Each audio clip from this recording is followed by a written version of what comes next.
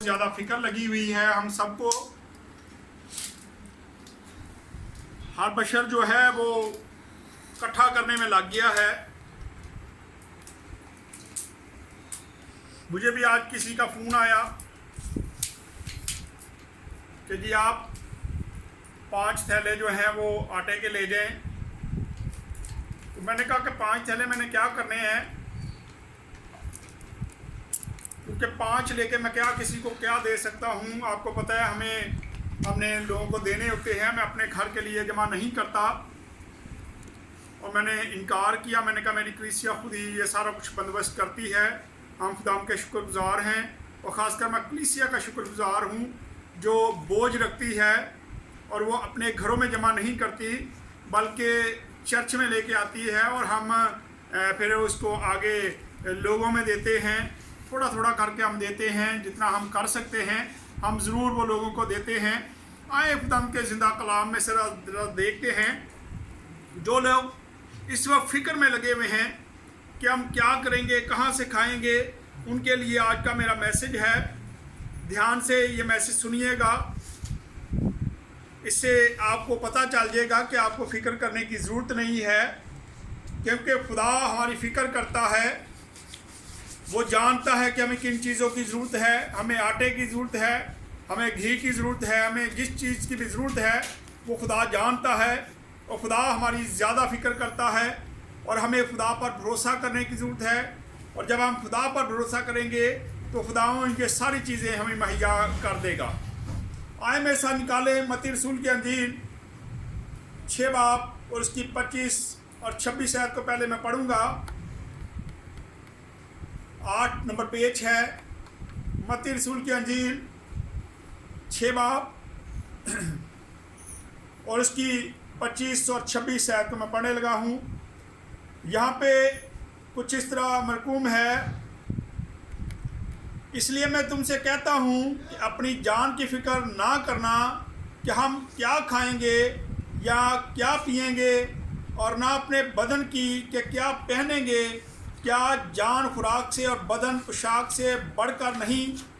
हवा के परिंदों को देखो, ना वो बोते हैं ना वो काटते हैं ना कोठड़ियों में जमा करते हैं, तो भी तुम्हारा आसमानी बाप उनको खिलाता है। क्या तुम उनसे ज़्यादा कदर नहीं रखते। खुदा के ज़िंदा कलाम का पढ़ा और सुना जाना हम सब के लिए बरकत का वसीला बने। यहाँ अभी हमने पढ़ा है 25 आयत में, इसलिए मैं तुमसे कहता हूँ कि अपनी जान की फ़िक्र ना करना कि हम क्या खाएंगे या क्या पिएंगे, और ना अपने बदन की कि क्या पहनेंगे। आज अगर हम दुनिया को देखें तो दुनिया इन्हीं 2-3 चीज़ों के इर्द गिर्द घूमती है। खुराक के पीछे भागती है, कपड़ों के इर्द गिर्द घूमती है। हमारी ज़िंदगी सिर्फ़ और सिर्फ इन्हीं चीज़ों के पीछे भाग दौड़ में लगी रहती है। हम हर वक्त यही फ़िक्र करते हैं कि क्या खाएंगे या क्या पहनेंगे या क्या पिएंगे। हम इस चीज़ की फ़िक्र करते हैं। और आज अगर हम देखें तो बहुत सारे लोग ऐसे हैं जो राशन जमा करने में लगे हुए हैं। उनको ये फ़िक्र है कि अगर ये राशन मिलना बंद हो गया, ये कोरोना वायरस ख़त्म हो गया, तो हम कहाँ से ये आटा लेंगे, कहाँ से हमें फ्री अनाज मिलेगा, कहाँ से हमें फ्री ये चीज़ें मिलेंगी। इसलिए वो बड़ी तगो-दौ करते हैं, सारा दिन लगाते हैं और राशन जमा कर रहे हैं। लेकिन मैं आपको एक बात बताता चलूँ, अगर हम राशन की फ़िक्र में रहे, खुराक की फ़िक्र में रहे, तो ये कोरोना वायरस जाने वाला नहीं है। आप जितना मर्ज़ी जमा कर लेना, क्योंकि ये इस तरह जाने वाला नहीं है। आपको काफ़ी टाइम मिल जाएगा, आप इसको जमा करते रहें और कोई घर कमरे शमरे खाली कर लें और उनमें भरना शुरू करें, क्योंकि ये कोरोना वायरस ऐसे जाने वाला नहीं है। क्योंकि कोरोना वायरस को ख़त्म करने के लिए खुदा चाहता है कि तमाम लोग तौबा करें, दुआ करें, अपने आप को खाकसार करें और अपने रास्तों को सीधा करें, अपनी रवशों को ठीक करें, ताकि खुदा इस वायरस को ख़त्म करे। तो हमें तो इस बात की फ़िक्र नहीं है, ना तो हम ये देख रहे हैं कि हमने तौबा करनी है, ना हम इस बात के लिए राज़ी हैं कि हमने खाकसार होना है, ना हम इस बात की तरफ आ रहे हैं कि हमने अपने रास्तों को सीधा करना है या अपनी रविशों को ठीक करना है। हमें तो सिर्फ एक चीज़ की फ़िक्र है और वो है राशन की, कि हम कहीं ना कहीं से राशन जमा कर सकें। मैं ऐसे लोगों को जानता हूँ जिनके घरों में 8-8, 10-10 थैले जो आटे के हैं वो उन्होंने जमा करके रखे हुए हैं। उनको सिर्फ यही फ़िक्र है। और अभी भी अगर आप उनसे जाके पूछें कि जी आपको किसी चीज़ की ज़रूरत है, तो वो कहेंगे जी हाँ जी, हम तो भूखे बैठे हैं, हमें तो ज़रूरत है। लेकिन मैं आपको बताता चलूँ, आप अगर वायरस को ख़त्म करना चाहते हैं तो फिर तो अपने रास्तों को ठीक करें, और अगर इसको ख़त्म नहीं करना चाहते तो फिर फिक्र ना करें, ये काफ़ी लंबा पीरियड चलेगा, ये वायरस ऐसे जाने वाला नहीं है। आपको ये राशन मिलता रहेगा, क्योंकि ना ये वायरस ख़त्म होना है और ना राशन वालों ने ख़त्म होना है। राशन वाले आपको देते रहेंगे। खुदा उन लोगों को बहुत बरकत दे जो इस वक्त राशन बांट रहे हैं, जो लोगों में ये तकसीम कर रहे हैं। खुदा उनको बहुत ज़्यादा बरकत दे और अपने जलाल के लिए कसरत से इस्तेमाल करे। और जो लोग जमा कर रहे हैं उनके लिए लम्हा फिक्रिया है कि वो अभी तक इन्हीं चीज़ों के इर्द गिर्द घूम रहे हैं और खुदा के कलाम के मुताबिक अपनी ज़िंदगियाँ बसर नहीं कर रहे। आए आगे वाली आयत को ज़रा पढ़ लेते हैं। तो यहाँ पे लिखा है, हवा के परिंदों को देखो, हवा के परिंदों को देखो कि ना बोते हैं, ना काटते हैं, ना कोठरियों में जमा करते हैं, तो भी तुम्हारा आसमानी बाप उनको खिलाता है। क्या तुम उनसे ज़्यादा कदर नहीं रखते? अब खुदा का कलाम बताता है कि जो हवा के परिंदे हैं, जो उड़ते फिरते हैं, क्या उनकी खुदा फिक्र नहीं करता? उनको खुदा मुहैया करता है। कई लोग अपने घरों के बाहर उनके लिए खुराक डाल देते हैं, या खुदा उनके लिए मुहैया करता है। खुदा ऐसे लोगों को बांटता है। वो जब खुदा उनकी फ़िक्र करता है, उनको खुराक मुहैया होती है। आज तक मैंने नहीं देखा कोई जानवर भूखा बैठा हो या वो खुराक जमा कर रहा हो, बल्कि वो रोज़ खाते हैं और खुदा का शुक्र करते हैं। लेकिन इंसान ऐसा नाफरमान है, ऐसा बेईमान है कि वो हर वक्त यही तगोदो में रहता है कि खुराक ज़्यादा से ज़्यादा जमा की जाए। हालांकि जब हम दुआए रबानी पढ़ते हैं तो उसमें हम बार बार एक लफ्ज़ इस्तेमाल करते हैं कि हमारे रोज़ की रोटी आज हमें दे। तो लेकिन हम आज की रोटी पर तो गुजारा नहीं करते, ना हम सोच के ये करते हैं कि जी चले जी आज की रोटी मिल गई है, कल की फिक्र खुदा खुद ही कर लेगा। हम तो आगे बढ़ने की कोशिश करते हैं और हमारी कोशिश होती है कि 4-5 दिन का राशन तो कम से कम मिल जाए हमें, या महीने का मिल जाए, बल्कि हमें तो सालों की फिक्र लग जाती है कि हम सालों के हिसाब से जमा करना शुरू कर देते हैं। खुदा उनका कलाम बताता है कि तुम्हारी कदर जो है, दोबारा से मैं इसको पढ़ने लिखा है, वाह के परिंदों को देखो कि ना बोते हैं, ना काटते हैं, ना कोठड़ियों में जमा करते हैं, तो भी तुम्हारा आसमानी बाप उनको खिलाता है। क्या तुम उनसे ज़्यादा कदर नहीं रखते? अगर तो हम ये बात मानते हैं कि खुदा हमारी ज़्यादा फिक्र करता है, हम इंसानों से, परिंदों से, हवानों से ज़्यादा कदर रखते हैं, क्योंकि खुदावन ने जब ज़मीन आसमान को बनाया तो परिंदों को जब बनाया तो उसने कहने से ही वो वजूद में आ गए। लेकिन इंसान वाहिद वो हस्ती है जिसको खुदा ने अपने हाथों से तख्लीक किया और उसमें अपना दम फूंका ताकि इंसान जीती जान बन जाए। और खुदा इसकी फ़िक्र करता है, खुदा आपको खुराक मुहैया करता है।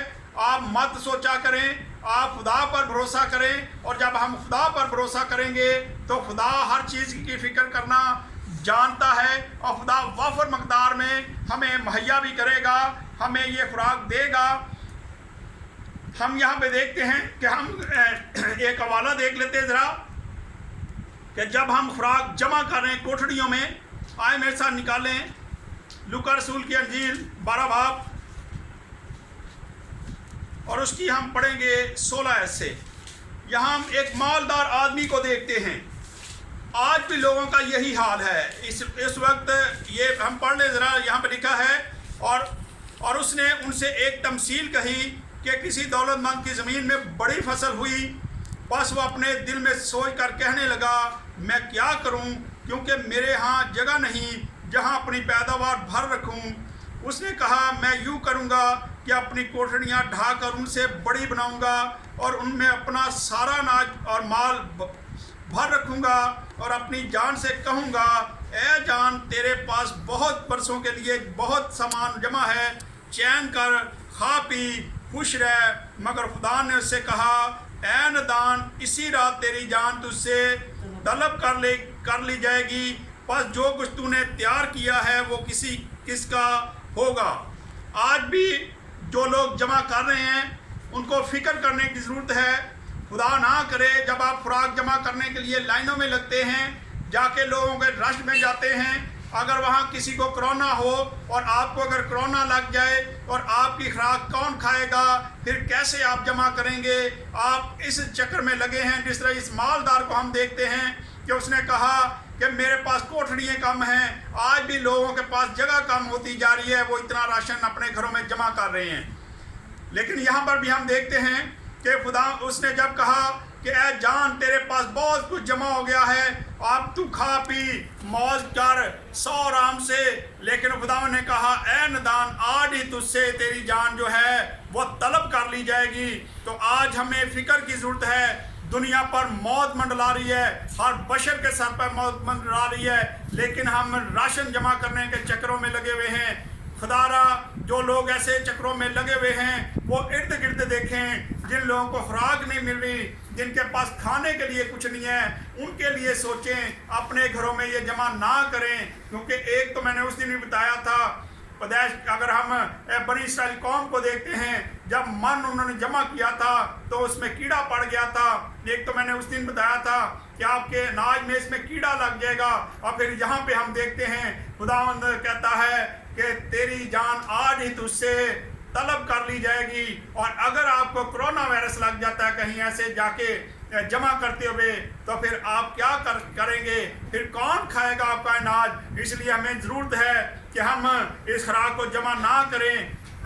हालांकि खुदाम के कलाम में ये भी लिखा है कि जो लोग खुराक, इसका मतलब ये भी नहीं है कि हम काम काज ना करें, हम घर के लिए फिक्र ना करें, बल्कि हमें फिक्र करने की ज़रूरत है। आए ज़रा एक हवाला देखते हैं, दूसरा थिस्सलुनीकियों 3 बाब, और उसकी ज़रा हम पढ़ लें 10 आयत। पहला थिस्सलुनीकियों 3 बाब और उसकी 10 आयत, 242 नंबर पेज है। यहाँ पे लिखा है, और जब हम तुम्हारे पास थे तो उस वक्त भी तुमको ये हुक्म देते थे कि जिसे मेहनत करना मंजूर ना हो वो खाने भी ना पाएं। आज लोग मेहनत करना नहीं चाह रहे, बल्कि खुराक को जमा करने की कोशिश कर रहे हैं कि ज़्यादा से ज़्यादा खुराक जो है वो जमा कर ली जाए, ज़्यादा से ज़्यादा राशन जमा कर लिया जाए। और यहाँ पौलुस रसूल फरमा रहा है कि जो लोग मेहनत नहीं करते वो खाने भी ना पाएं। ऐसी खुराक से इत्नाद करें, ना खाएं। ऐसी खुराक उतनी ही लें जितनी आपको ज़रूरत है, ताकि खुदा के कलाम के मुताबिक जो बातें वो पूरी हों। और फिर 27 आयत को जब पढ़ते हैं तो 27 आयत में लिखा है,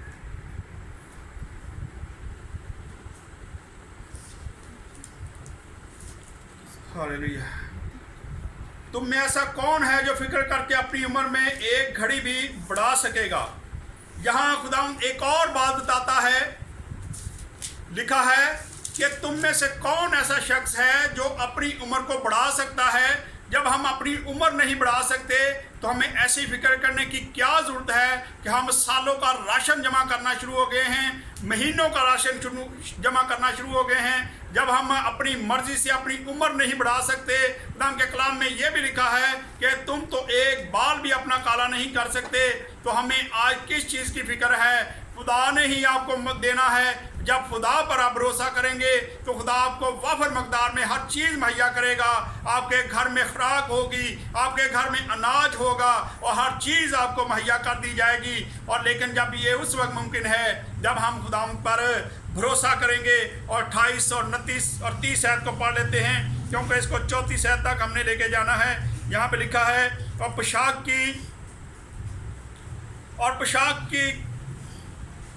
के लिए क्यों फिक्र करते हो? जंगली शोषण के दरख्तों को गौर से देखो कि वो किस तरह बढ़ते हैं। वो ना मेहनत करते हैं ना काटते हैं, तो भी मैं तुमसे कहता हूँ कि सुलेमान भी बावजूद अपनी सारी शान और शौकत के उनमें से किसी की मानद मुलबस ना था।